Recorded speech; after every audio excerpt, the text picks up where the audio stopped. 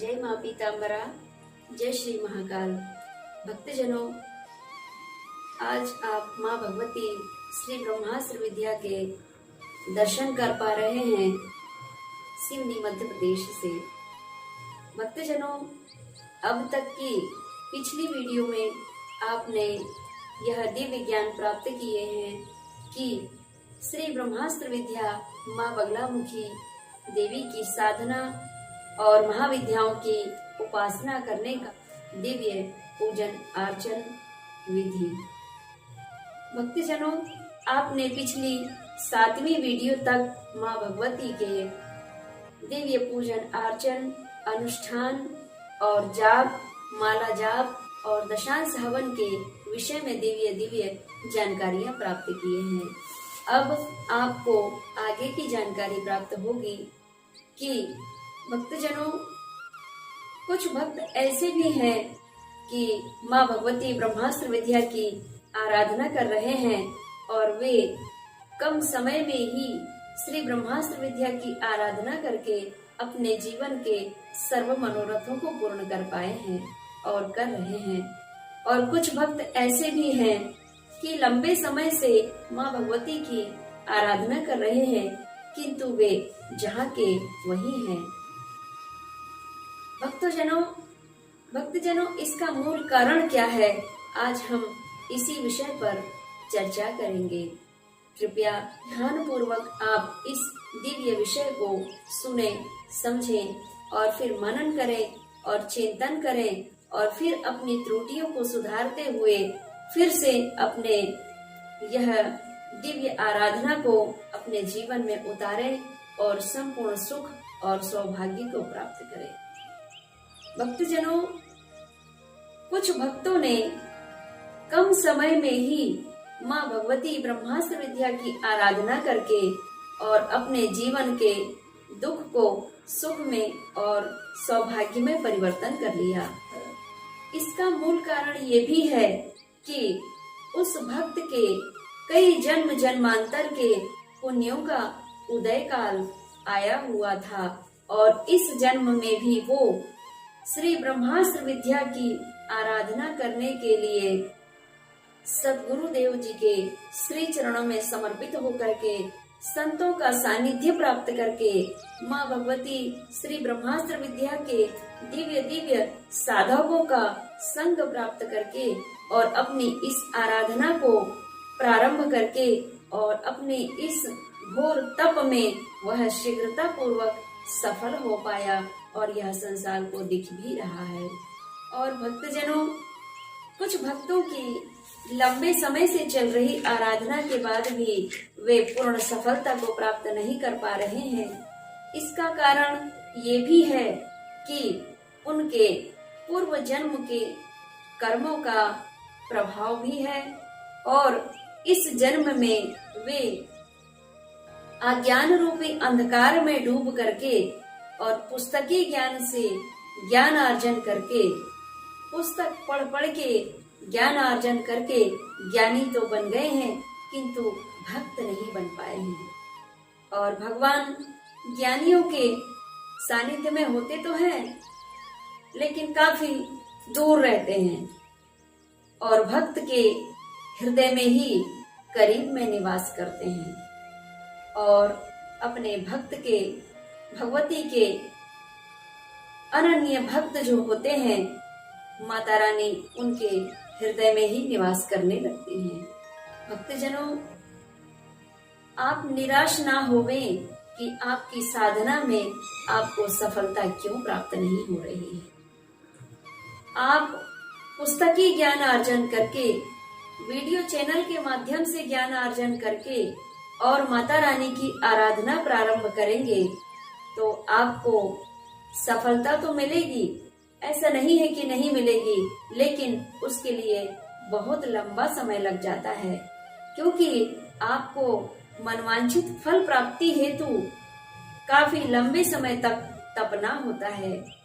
और जब आप किसी माँ बगलामुखी देवी के साधक या फिर उनके परम धाम से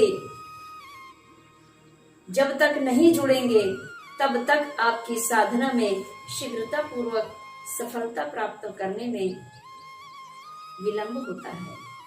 अगर आपको श्री ब्रह्मास्त्र विद्या की साधना करनी है, उनकी आराधना करके शत्रु भय से मुक्त होना है, रोग रहित काया से निरोगी काया प्राप्त करना है, सर्व सुख और सौभाग्य प्राप्त करना है, तो आप श्री ब्रह्मास्त्र विद्या माँ पीताम्बरा के परम पतित और पावन दिव्य धाम से अवश्य जुड़े।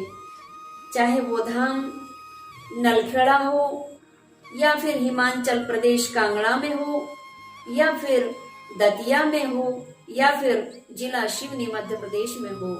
आप इन धाम में किसी एक धाम से जुड़ करके माँ भगवती के दिव्य साक्षात्कार दर्शन पाते रहें, और इन धाम में से किसी एक धाम के भी साधक सिद्ध महापुरुष से जुड़ करके माँ भगवती ब्रह्मास्त्र विद्या की दिव्य पूजन साधना आराधना करने आप अपने सद्गुरु की तलाश के लिए माँ भगवती के सिद्ध शक्ति पीठ में पहुंचते हैं।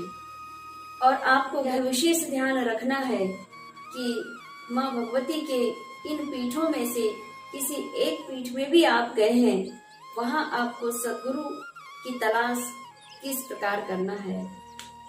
आप दीक्षा लेने के पूर्व आपको यह भी ध्यान रहे कि जिन सद्गुरु से आप दीक्षा ले रहे हैं, क्या वे आपके मोक्ष के द्वार खोलने में आपका सहयोग करेंगे, ईश्वर की प्राप्ति में आपकी मदद करेंगे। ईश्वर की प्राप्ति के सर्व मार्ग किस प्रकार खोले जाते हैं, क्या वे बता पाएंगे।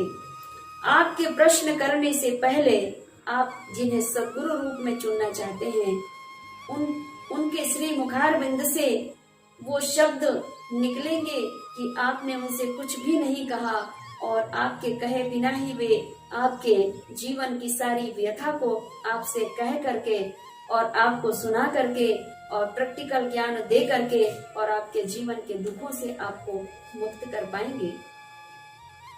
ईश्वर प्राप्ति का प्रथम मार्ग यानी प्रथम सीढ़ी सत्संग से लेकर के अंतिम सीढ़ी समाधि तक को पार कर चुके हैं। अखंड ब्रह्म ध्यानालीन समाधि क्या होती है, ईश्वर प्राप्ति क्या होती है, ईश्वर का दिव्य साक्षात्कार क्या होता है, क्या वे ये सब बताने में और साक्षात्कार कराने में सक्षम हैं? ऐसे सद्गुरु की जब आपको प्राप्ति हो जाती है तो निसंकोच उनसे जुड़ जाना, और जुड़ जाने के बाद उनसे दीक्षा प्राप्त करके और अपने इस नर्तन रूपी नैया को पार लगाने में आप पीछे मत होना। भक्तजनों, आप दीक्षा लेने के पूर्व शिष्य का भी कर्तव्य है कि गुरुदेव जी से गुरु दीक्षा लेने के पूर्व वो अपने सद्गुरुदेव को पूर्ण रूप से जानने का प्रयास करे, और पूर्ण रूप से जानने के लिए वो अनेक प्रश्न भी कर सकता है। और भक्तों, जब आपकी गुरु दीक्षा हो जाती है उसके बाद आप गुरुदेव जी की परीक्षा ना लेवें, घोर पाप लगता है। तो भक्तजनों, जब आप माँ भगवती ब्रह्मास्त्र विद्या की दीक्षा ग्रहण कर लेंगे, सद्गुरु की प्राप्ति हो जाएगी, फिर आप माँ भगवती का दिव्य मनन चिंतन पठन पाठन ध्यान धारणा योग और समाधि तक जब आप पहुँचेंगे तो आपकी भक्ति तो ऐसे ही प्रबल हो जाएगी, आपका जीवन और आप दिव्य प्रकाशमान हो जाएंगे, और आपका यह दिव्य प्रकाश संपूर्ण जनमानस तक फैलते रहेगा।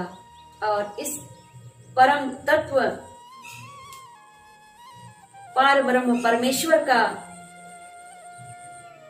दिव्य चिंतन मनन करके दिव्य आनंद की अनुभूति नित्य प्रति करते रहेंगे।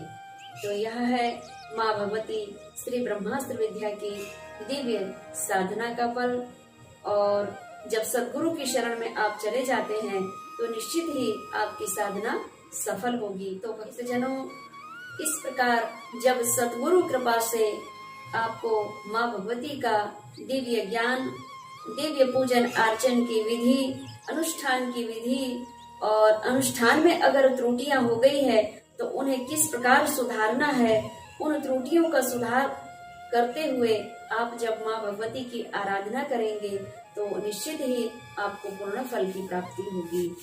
और पिछली आपने जो भक्ति किया है बिना गुरु धारण किए, उन भक्ति का भी फल निष्फल नहीं जाएगा। वह भक्ति का फल भी आपके इस धर्म खाते पर जुड़ जाएगा जब आप सद्गुरु की इच्छा प्राप्त कर लेंगे। तो निश्चिंत ही आपकी साधना सफल होगी।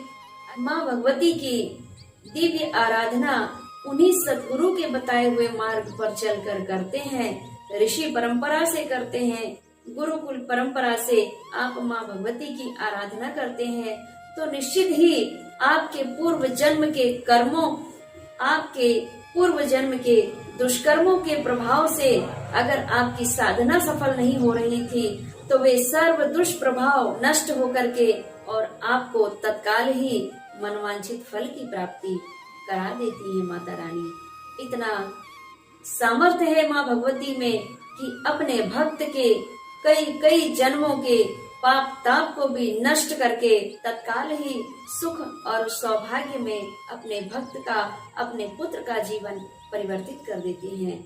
तो भक्तजनों, यह था आज का दिव्य प्रसंग कि आप लंबे समय से आराधना कर रहे हैं तो आपकी साधना सफल क्यों नहीं हो पाई।